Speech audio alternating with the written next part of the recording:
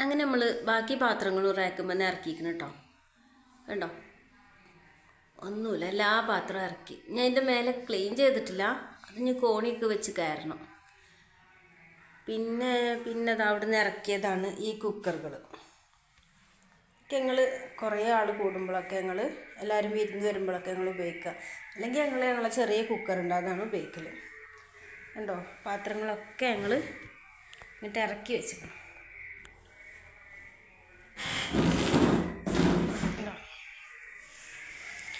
പാത്രങ്ങളൊക്കെ ഇറക്കി. ഇനി ഇത് ഓരോന്നോരോന്നായി മോറണം. എന്നിട്ട് പിന്നെ ഉണക്കിയിട്ട് റാക്കിൻ്റെ മേലേക്ക് തന്നെ വെക്കും. ഇവിടെയും കൂടി ഉണ്ട് കുറച്ച് എടുക്കാൻ, അത് എടുത്തിട്ടില്ല. അതൊക്കെ കഴിഞ്ഞിട്ട് ഈ സ്റ്റാൻഡ് മോറണം. അങ്ങനെ ഒരുപാട് പണിയുണ്ട്. എന്നാലും ഈ മേലത്തെ കഴിഞ്ഞാൽ പിന്നെ താഴത്തെ നോക്കിയാൽ മതിയല്ലോ.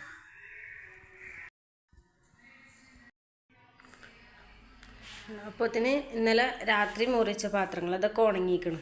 ഇനി ഇത് ഈ ചെറിയ റാക്ക് തട്ടിയിട്ട് ആദ്യം ഇവിടേക്ക് വെക്കും.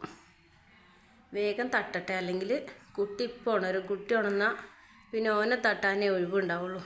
ഓരോ പാത്രങ്ങൾ എടുത്തു കൊണ്ടുപോകും.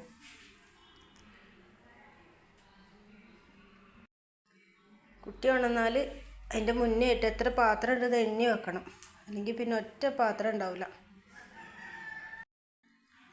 ഇതൊക്കെ കഴുകി വൃത്തിയാക്കിയിട്ട് വരാം. ഓക്കെ.